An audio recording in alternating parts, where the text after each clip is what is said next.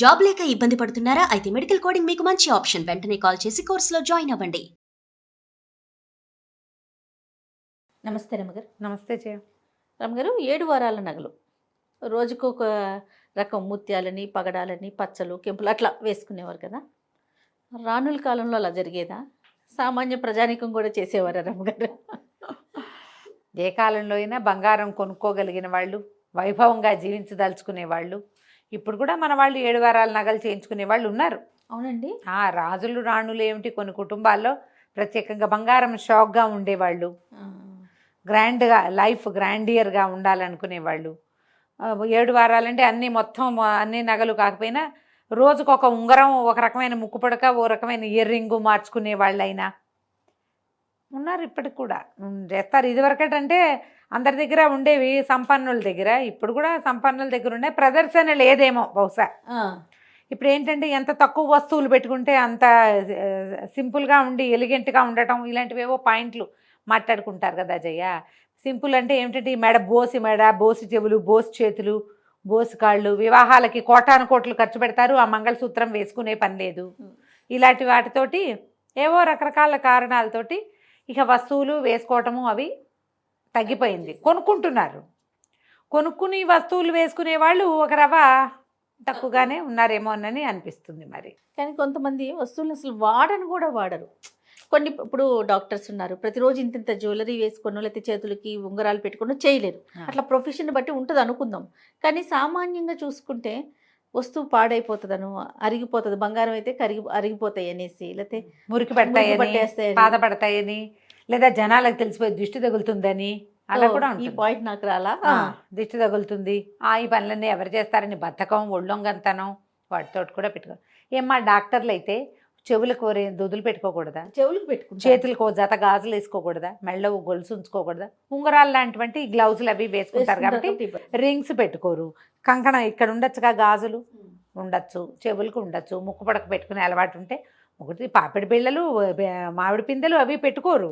కానీ ఆ మాత్రం ఒక మాదిరిగా అలంకరణకి బాగుండేది, మొహాలు బోసిగా కనపడకుండా ఉండేంత మాత్రం అలంకరణ డాక్టర్ అమ్మాలు కూడా చేసుకోవచ్చు. అవును. నేను మన ఇల్లు కదా, అందరి ఇల్లు కామేశ్వర గారిని చూశాను. ఆవిడేమో చాలా సింపుల్గా ఉన్నారు జయ. బ్రైట్గా ఉందంటే ఆవిడ మొహం జయ. నేను ఎప్పటి నుంచో ఆవిడతో ఇంటర్వ్యూస్ చేయాలని, ఆవిడ చక్కగా పొడుగ్గా జడలుకుని తల తెల్లబడిపోయింది. నా వయసు కొంచెం నాకంటే కొద్దిగా పెద్ద, అంతకంటే చాలా పెద్దవారని నేను అనుకోను. పొడుగ్గా జడలుకుని చివరి దాకా చక్కగా మల్లెలు కనకాంబరాలు దండ పెట్టుకున్నారు. ముద్దొచ్చారంటే నాకు భలే బాగా అనిపించారు.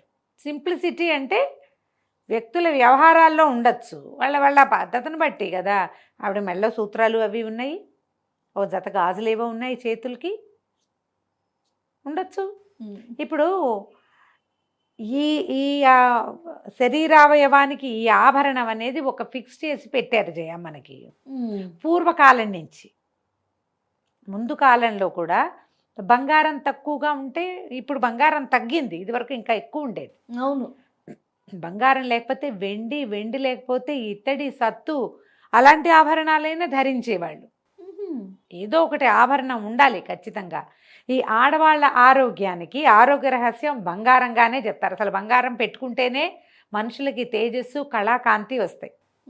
కొన్ని రకాల గ్రహాలు శాంతిస్తాయి, వ్యక్తులకి పవర్ పెరుగుతుంది, తేజస్సు పెరుగుతుంది, ఆరోగ్యం ఇంప్రూవ్ అవుతుంది. ఈ వేళ్ల దగ్గర నొక్కటం, కాలి వేళ్ల దగ్గర నొక్కుబడి, పాదాలకి కడియాలు, తర్వాత ఏమో పట్టీలు, తర్వాత గాజులు. ఇప్పుడు గాజులన్నీ కూడా ఇప్పుడు ఇవన్నీ ఎందుకు, ఇక్కడ ప్రెషర్ ఉంటేనే మనకి ఈ ఎండోక్రైన్ గ్లాండ్స్ అవన్నీ కంట్రోల్లో ఉంటాయి, సరిగ్గా పనిచేస్తాయి.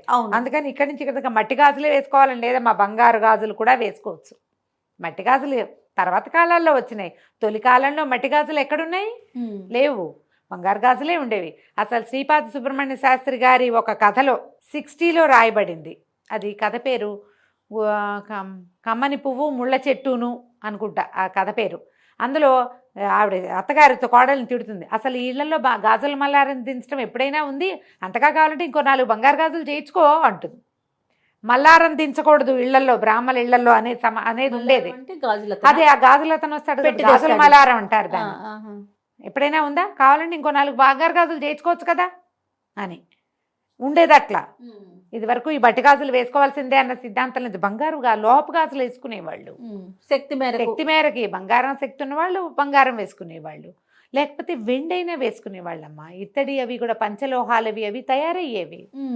అప్పుడు అసలు బంగారం ఇంత ఖరీదు కాదు పాడు కాదు అనుకుంటాను.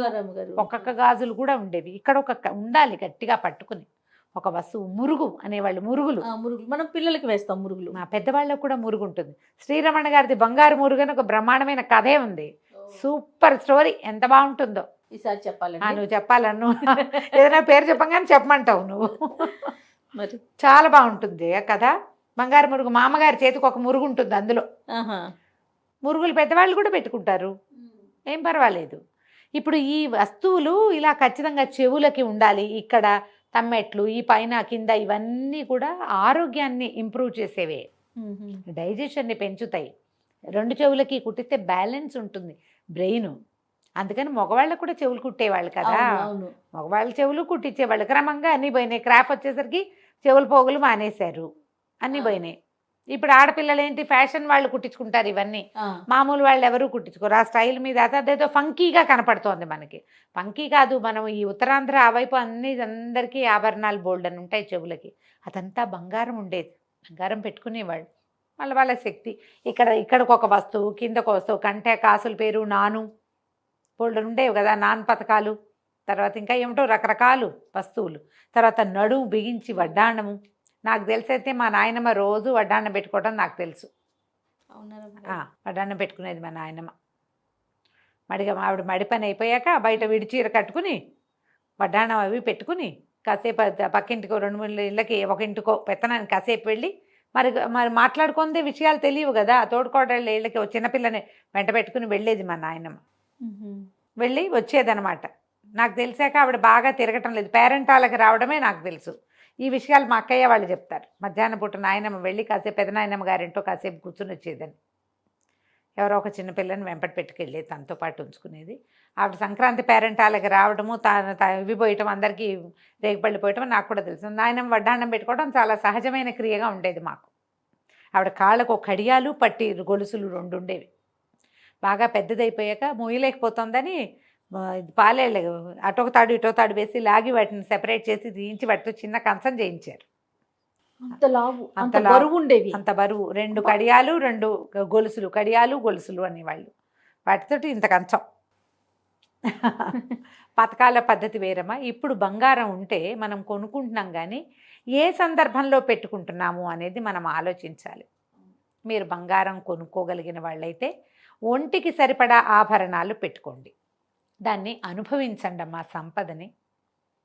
ఏదో ఫంక్షన్కి వెళ్తే కొంతమంది వెళ్తారు జయ, ఫంక్షన్కి వచ్చినప్పుడు లక్షణంగా ఉంటారు. ఇక్కడ ఏదో కనపడుతుంది దగదగలాడుతూ, చెవులకి ఏవో ఉంటాయి పెద్దవి, కాసులు గీజులు వేసుకుంటారా. ఇంటికి వెళ్ళాక మొత్తం ఒలిచేస్తారు, ఏముండవు, సూత్రాలతో సహా ఒలిచి తగిలించటమే. ఎందుకు? ఎవరికైనా చూపించడానికే. ఆ బంగారం తాలూకు అది ఇచ్చే తేజస్సు, అది ఇచ్చే పవరు, దాన్ని మీ శరీరాన్ని స్వీకరించనివ్వండి, మీ గ్రహాలు బాగుపడతాయి. గ్రహాలకి సంబంధం 100% గురుగ్రహానికి సంబంధించిన లోహంగా బంగారాన్ని చెప్తారు. పైగా ఒంటి మీద నీళ్లు పడితే ఆ బంగారం మీద నుంచి మన ఒంటి మీదకి నీళ్లు పడటం మంచిది. పాడైపోతాయని లోపల దాచిపెట్టుకుంటుంటే ఎట్లా? రోజువారీ పెట్టుకోవడానికి కొన్ని వస్తువులు ఉండాలి. ఇప్పుడు మెడలో గొలుసులు ఉండే, ఈ గొలుసులు తీసి స్నానాలు చేయకూడదు, ఉంచుకోండి. కావాలంటే గొలుసు తర్వాత తోముకోండి. బంగారం అరిగిపోతుంది. మీ ఒంటి మీద అరగటానికి కాకపోతే మీకు ఎందుకు సంపద? ఎవరైనా తినటానికా? మన తర్వాత తరాలు ఎంజాయ్ చేయటానికా? మనకైనా? మనం కొనుక్కున్నప్పుడు మనకే కదా. మనం వండుకున్నా మనం తింటావా? ఎవరికైనా పెడతామా? అవునా కాదా? మనమే. మన చెవికి ఉండాలి, మెళ్ళ ఉండాలి, చేతి ఉంగరాలు ఉండాలి, కాళ్ళకి పట్టీలు ఉండాలి, గాజులు ఉండాలి, మట్టెలు ఉండాలి. వాటన్నిటి మీద నుంచి ఆ లోహం మీద వేడి నీళ్ళో చన్నీళ్ళో నది స్నానమో చేసినప్పుడు అవి రియాక్ట్ అవుతాయి కదా. ఆ రియాక్షన్ మీ శరీరం తీసుకుంటుంది. లోహం రియాక్ట్ అవుతుంది, అది మనకు కనిపించక్కర్లేదు, నీ శరీరం తీసుకుంటుంది. శరీరానికి అవసరం, అదే కదా. మీ గొప్ప చూపించుకోవడానికి కాదు అది. అది అవునేమో, దానికి కూడా ప్లస్, అది ప్లస్ అనుకోండి. అసలు విషయం ఏంటంటే ఇది పిల్లలన్నీ తీసేస్తారు, బోసు మొహాలతోటి ఉంటారు. పిల్లలకి చిన్నప్పటి నుంచి బయట నుంచి రాగానే బట్టలు మార్చుకున్నట్టుగా వస్తువులన్నీ తీసేయటం ఒక అలవాటు చేస్తారు. ఏదైనా ఫంక్షన్కి వెళ్ళినప్పుడు పెద్దవి పెట్టుకుంటే ఇంటికి రాగానే పెద్దవి తీసి రోజువారీ పెట్టుకునే చిన్నవి తగిలించుకోవటం అలవాటు చేయండి. తగిలించుకుని పడుకోవాలి. మీ చెవికి ఆభరణం ఉండాలి పడుకునేటప్పుడు, లేచినప్పుడు, స్నానించేటప్పుడు. అది మంచిది. పూర్వకాలపు విధానాలు పిచ్చివి, మేమేదో తెలివిగల వాళ్ళమని పొరపాటును కూడా అనుకోద్దమ్మా. ఇప్పుడు మనకున్న తెలివి పాతకాలపు తెలివిలో 100వ వంతు కూడా కాదు. 100 కూడా కాదు. వాళ్ళకి ఇంకా ఎక్కువ తెలుసు. మనకి ఇది మంచిదనే నేను చెప్తున్నాను నీకు. ఎందుకు మంచిది, ఎలా మంచిది, ఎక్కడ మంచిది వాళ్ళకి తెలుసు. అందుకే పెట్టారు. అంతే. వాళ్ళు అందుకే పెట్టారు. మరి వాళ్ళు పెట్టిందే అందుకు కదా. బంగారాలు దాచుకోవటానికి పెద్ద పెద్ద వస్తువులు కొనుక్కుంటాము. పూట ఏం వేసుకుంటాము, వేసుకోలేము. రోజు మీరు 3 వడ్డాణాలు ఉంటే 3 పెట్టు తిరగండి అని చెప్పం కదా. ఎవరు చెప్పలేరు ఆ మాట. అలా కాకుండా నామినల్ ఆభరణాలైనా ఒంటి మీద ఉంచుకోండి. ఒక వస్తువు వేసుకుంటే దాన్ని అనుభవించేందుకు సంతోషాన్ని ఫీల్ అవ్వండి. వస్తువు పెట్టుకుంటే సంతోషంగా ఉండాలి కదా. కళాకాంతి వస్తాయమ్మా. బోసి మొహాలతోటి భర్తలకి, మగపిల్లలకి, పిల్లలకి కనపడకూడదు. మగపిల్లలు అనకూడదు, భర్తలకి పిల్లలకి కనిపించకూడదు. అది కూడా బోసు మెడలు అవి తండ్రికి తండ్రి కూడా కనపడకూడదని చెప్తారు. పిల్లకి వస్తే 10-11 ఏళ్ళు వస్తే వివాహయోగ్యమైన వయసు పాత రోజుల్లో ఏమిటమ్మా, అష్టవర్షాత్ భవేత్ కన్య అన్నారు. 8-9 ఏళ్ళు వచ్చాక పిల్లల్ని అలా బోసిగా ఉంచకుండా మెడలో ఓ సన్నటి గొలుసు, చెవులకేవో చిన్నప్పుడే కుట్టించేవాళ్ళు కదా. కాళ్ళకి పట్టీలు అవి ఉండేవి. మెడలు బోసిగా, చెవులు బోసిగా ఉండకూడదు. భర్తలకు ఆయుక్షీణం, తండ్రులకు ఆయుక్షీణం ఇలాంటివి చెప్తారు జయ. మంచిది కాదు. పైగా రెండోది, కళాకాంతులు లేకుండా ఉంటారు. మీ మొహం ఏం గిడుతుంది వాళ్ళకి, అది ఆలోచించండి. బొట్టు కటక లేకుండా బోడి మొహంగా ఉంటే ఇది ఎవరో అనిపిస్తుంది. అవునా కదా? మరి ఇలా అనకూడదు. బోసిగా ఉంటారు కదా జయ. బ్రైట్గా ఉండదు మొహం, డల్గా ఉంటుంది. మంచి వ్యాలిడ్ పాయింట్ చెప్పారు అమ్మగారు. మీకు నచ్చినా నచ్చకపోయినా మీకు కూడా తెలుసు. యాక్చువల్గా మీకు కూడా తెలుసు కదా జయ. అన్నీ ఉంటే ఆ లుక్ వేరుంటుంది. అన్నీ కాదు, కొన్నైనా కనీసం కొన్నైనా ఉంచుకోండి. ఎక్కడికైనా వెళ్ళేటప్పుడు బాగా తయారవడం, ఇంటికి రాగానే బోసి పెద్దమ్మ అలాగా అయిపోవటం, ఇది మానేయండి అమ్మా.